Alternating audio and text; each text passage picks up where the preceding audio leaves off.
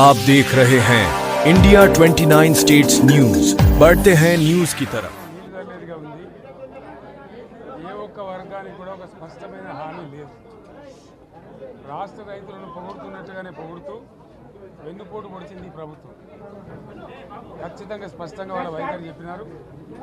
గతంలో ఇచ్చిన మాదిరిగా కాకుండా రైతు బంధులో రైతు భరోసా పేట పథకంలో అనేక ఆంక్షలు పెట్టబోతున్నట్టుగా ప్రత్యక్షంగా చెప్పి రైతులకు ఆల్రెడీ మోసం చేశారు. బడ్జెట్లో వాళ్ళ నైజాం కూడా స్పష్టంగా బయటపడింది. గత ప్రభుత్వం అన్ని రాష్ట్రంలోని అన్ని వర్గాల సంక్షేమాన్ని వాళ్ళ ఆర్థికాభివృద్ధిని కాంక్షించి అనేక పథకాలు ప్రవేశపెట్టడం జరిగింది. ఒక్క పథకం మీద కూడా ఇప్పుడు స్పష్టత లేదు. ఫర్ ఎగ్జాంపుల్ యాదవుల కోసం ఉన్నటువంటి వాళ్ళ అభివృద్ధి కోసం పెట్టినటువంటి గొర్రెల పెంపకం పథకాన్ని టోటల్గా మూసివేసినట్టుగా మనకు అర్థమవుతా ఉంది. ఇప్పటికే యాదవ సోదరులు చెల్లించిన డిపాజిట్ కూడా తిరిగి వాపసు తీసుకునే ప్రభుత్వం ఎక్కడ కూడా లేదు. అత్యంత అడుగు వర్గాలు అని డబ్బా కొట్టినట్టు కొడుతూనే వాళ్ళ గొంతు కోసింది ప్రభుత్వం. దళిత వర్గాల కోసం గళితంలో ప్రవేశపెట్టబడ్డ విప్లవాత్మకమైనటువంటి దళిత బంధు పథకాన్ని ప్రస్తావన కూడా లేదు. ఇది చాలా దురదృష్టకరం. దళిత సమాజం పట్ల వీళ్ళకు ఉన్నటువంటి నిర్లక్ష్యానికి వాళ్ళ ఫ్యూడల్ విధానానికి ఇంతకన్నా గొప్ప నిదర్శనం కూడా అవసరం లేదు. అదేవిధంగా మత్స్యకారులకు ఆ భరోసా లేదు. ఎవరికి కూడా చెప్పుకోదగ్గ భరోసా లేదు.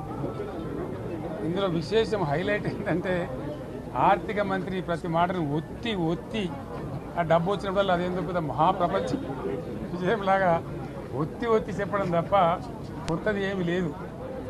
ఒత్తి పలుకులు పలకడం తప్ప కొత్తగా చెప్పింది ఏమీ లేదు. ఏ ఒక కొత్త సంక్షేమ పథకం కానీ ఏది కూడా లేదు. మహిళల పట్ల కూడా చాలా స్పష్టంగా చెప్పాల్సిన అవసరం ఉండే. కానీ వాళ్ళు మేము 1,00,000 కోట్లు ఇస్తాం అన్ని రుణాలు, ఆ రుణాలు వీలేదో ఇస్తున్నట్టుగా అది ఆల్రెడీ ఉన్న స్కీమే, నథింగ్ న్యూ అబౌట్ ఇట్, ఏమి లేదు. వెరసి ఇష్యూ యాజ్ ఏ హోల్. దురదృష్టం ఏంటంటే చాలా బ్యాడ్ లక్ ఏంటంటే మేము కూడా ప్రభుత్వం ఏర్పడిన తర్వాత కనీసం ఒక 6 మాసాల సమయం వాళ్ళకి ఇవ్వాలని మేము అనుకున్నాం. నేను కూడా శాసనసభకు పెద్దగా రాలేదు.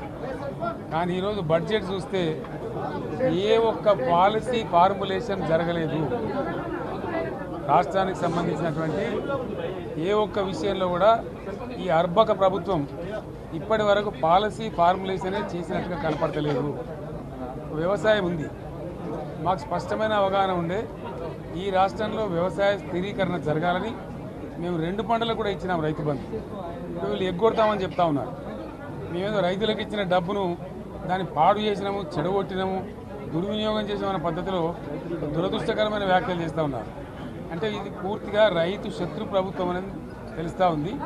ధాన్యం కొనుగోలు చేయలేదు, విద్యుత్ సరఫరా చేయడం లేదు, నీళ్లు సరఫరా చేయడం లేదు, చాలా ఇబ్బందులు పెడతా ఉన్నారు. ఇంకా రైతు భరోసా రైతు బంధు గురించి ఇంకా ప్రస్తావనే లేదు. ఎప్పుడు వేస్తారని మా ఎమ్మెల్యేలు అడిస్తే కూడా కనీసం సమాధానం చెప్తలేరు. కాబట్టి రైతులను వంచింది ప్రభుత్వం, వృత్తి కార్మికులను వంచింది. ఒక్క పాలసీ ఇండస్ట్రియల్ పాలసీ ఏమి లేదు. బట్టి గ్యాస్ ట్రాష్ పంచరంగ ఈస్మాన్ కలర్ లాగా చెప్పడం తప్ప స్టోరీ టెల్లింగ్ లాగా ఉన్నది తప్ప బడ్జెట్ చెప్పినట్టు లేదు. రాష్ట్రంలో వ్యవసాయ పాలసీ ఏమిటి, పారిశ్రామిక పాలసీ ఏమిటి, ఐటీ పాలసీ ఏమిటి, ఇంకా ఇతర అనేక పాలసీలు, పేద వర్గాలకు సంబంధించిన పాలసీ ఏమిటి అనే దాని మీద ఏ ఒక్క దాని మీద కూడా గ్యాసు ట్రాషే తప్ప చిల్లర మల్లర ప్లాట్ఫామ్ స్పీచ్ లాగా ఉంది తప్ప అది బడ్జెట్ ప్రసంగం లాగా లేదు. రాజకీయ సభలలో చెప్పినట్టు ఉంది తప్ప ఏ ఒక్క పాలసీని కూడా నిర్దిష్టంగా ఈ పనిని మేము ఎట్లా సాధిస్తాం, మా గోల్స్ ఇవి, మా టార్గెట్స్ ఇవి అనే పద్ధతి కానీ పద్దు కానీ లేదు. ఇది పేదల బడ్జెట్ కాదు, రైతుల బడ్జెట్ కాదు, యువల బడ్జెట్ విశ్లేషణలో మీకు తెలుస్తుంది. భవిష్యత్తులో బ్రహ్మాండంగా మేము దీన్నంతా కూడా చీల్చి చెండాడబోతాం. Thank you. India 29 States News. Please support my channel, like, share and subscribe my channel.